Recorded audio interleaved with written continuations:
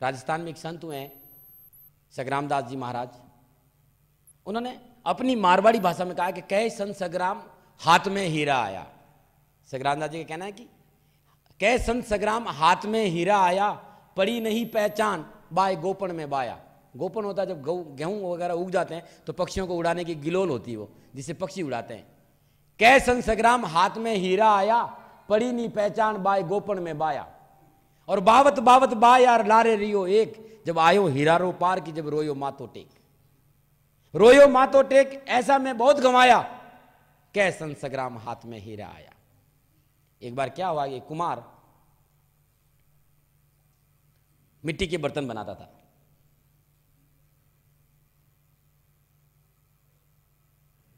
एक दिन वो मिट्टी खोदने गया तो खोदते खोदते तो बहुत सुंदर कांच का टुकड़ा मिला।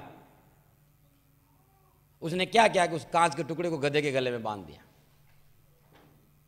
और अपनी मिट्टी ढूंढने लगा। और कुमार इतना गरीब कि उस जो बर्तन बना था उससे भी उसका पेट नहीं चलता।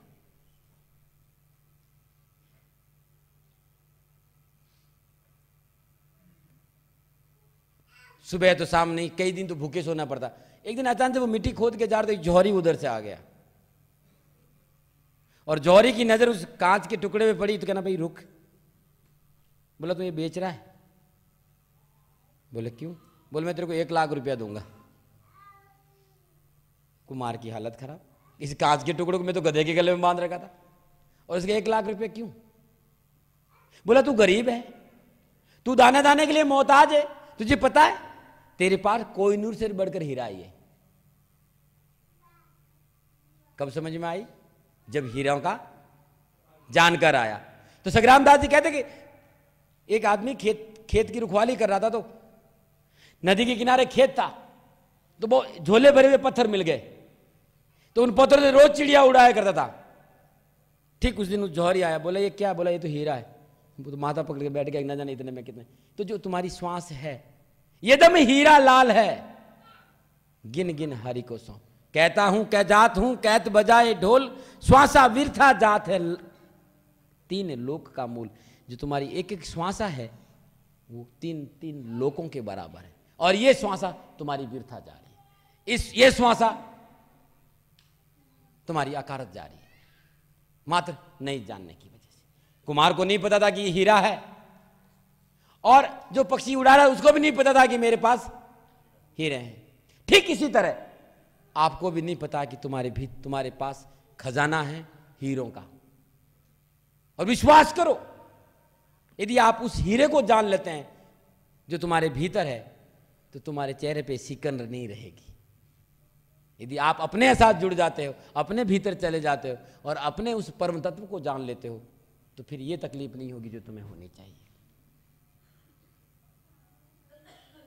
क्योंकि इस संसार में मनुष्य जीवन से अच्छी कोई देह नहीं मिल सकती। और इस शरीर को पाकर, इस मनुष्य जीवन को पाकर, इस खजाने को पाकर गरीब रहता, उससे बड़ा अभागा कौन होगा। और आप लोग ये नहीं कह सकते कि आपको पता नहीं है। मैं आज आपको कहने आया हूं, क्योंकि मैं वकील हूं। मैं कह सकता हूं कि मैंने आपको मैसेज दिया है कि आपके भीतर में वो परम तत्व विराजमान है, आप उसका अनुभव कर सकते हो और मैं आपको करवा सकता हूं। मैंने उसको देखा है और मैं आपको वहां तक पहुंचा सकता हूं, यदि आप जानना चाहते हैं तो।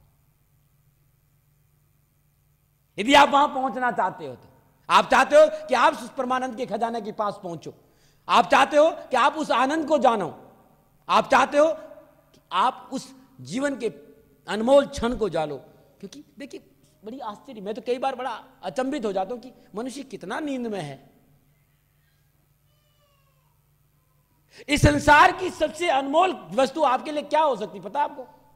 यदि मैं आपसे पूछूं तो आप में से बहुत से लोगों के आगे जी हमारी इज्जत बहुत महत्वपूर्ण है जी, यही कहोगे और कुछ नहीं कहोगे।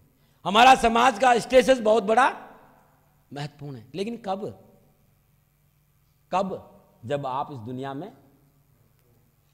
जब इस दुनिया में आप मौजूद और आप ही नहीं रहोगे तो। यदि आप ही नहीं रहोगे तो। और कभी सोचा कि आप किस वस्तु की वजह से दुनिया में हैं? तो तथाकथित पढ़े लिखे लोग कहेंगे जी वो आत्मा है, वो परम तत्व है, ना जाने कैसी कैसी बातें करते हैं। वो किताबों की बातें, आपका अनुभव नहीं है। आपके पड़ोसियों ने कहा, आपके धर्म ग्रंथों ने कहा, आपके संत महात्माओं ने कहा। यदि आपने वो अनुभव किया है तो आपसे बड़ा भाग्यशाली कोई नहीं है। और ये जीवन पाकर,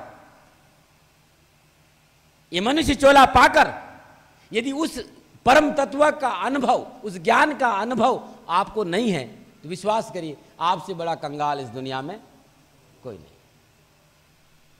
क्योंकि हम सोचते ही नहीं है, जिन चीजों पर हमारा खर्चा लगता है हम उस पर बहुत ज्यादा ध्यान देते हैं। और एक ऐसी चीज हमारे साथ है,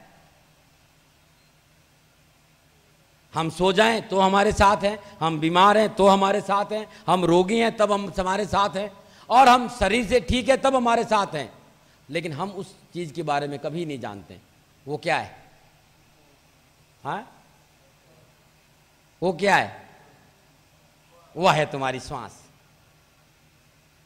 और श्वास का मोल तब पता चलता है जब आपको कह दिया जाता है कि अब आपको 4 दिन आईसीयू में ऑक्सीजन के ऊपर, या अचानक डॉक्टर कहते हैं कि आप ऑक्सीजन गेन नहीं कर रहे हैं। ये श्वास तुम्हारे भीतर है, और इन श्वासों को समझा दे वो है सदगुरु, जो आपको इन श्वासों में। अभी एक दिन की बात है, मेरे एक मित्र आए तो बड़ी लंबी चौड़ी बात करने लगे। अब मेरे मित्र के साथ वो थे, बोला जी हम हाथ ऐसे करते ठंडे हो जाएंगे, हम हाथ ऐसे। मैं बड़ा हंस रहा था बेटा, क्योंकि वो ऐसे कर देंगे वैसे कर देंगे। मैंने कहा ये बात छोड़, मुझे एक बात बता, तेरे भीतर में कुछ है, तुझे उसकी जानकारी है? बोले वो क्या होता? मैंने कहा ये नारद ने ब्रह्मा से कहा कि मैं संसार की सारी विद्या जानता हूं, 64 विद्याएं जानता हूं, हवा में उड़ लूंगा, वो कर लूंगा, वो कर लूंगा, वो कर लूंगा, जितनी संसार की विद्याएं मैं सारी जानता हूं। ब्रह्मा जी ने एक सवाल किया, नारद इतना जाना तो खाक नहीं जाना यदि अपने आप को नहीं जाना। ये नारद तुझे अपना ज्ञान है? बोले नहीं। बोला इतना जाना तो खाक नहीं जाना यदि तू अपना परिचय नहीं पाया। तो वो जीवन जिसकी वजह से आज हम हैं वो हमारे साथ है, और हम इसको जान सकते हैं बशर्ते कि हमें कोई सदगुरु मिल जाए, कोई हमें सच्चा मित्र मिल जाए।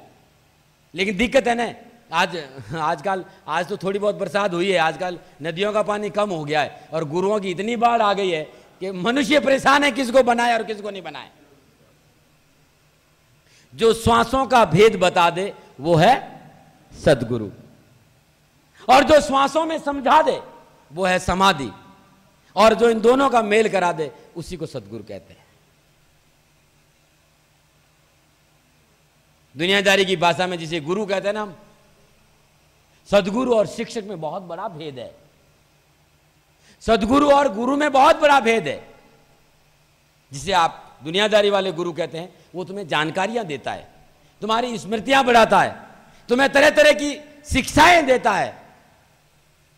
लेकिन सदगुरु उसे कहते हैं जो तुम्हारी सारी जानकारियों को छीन लेता है।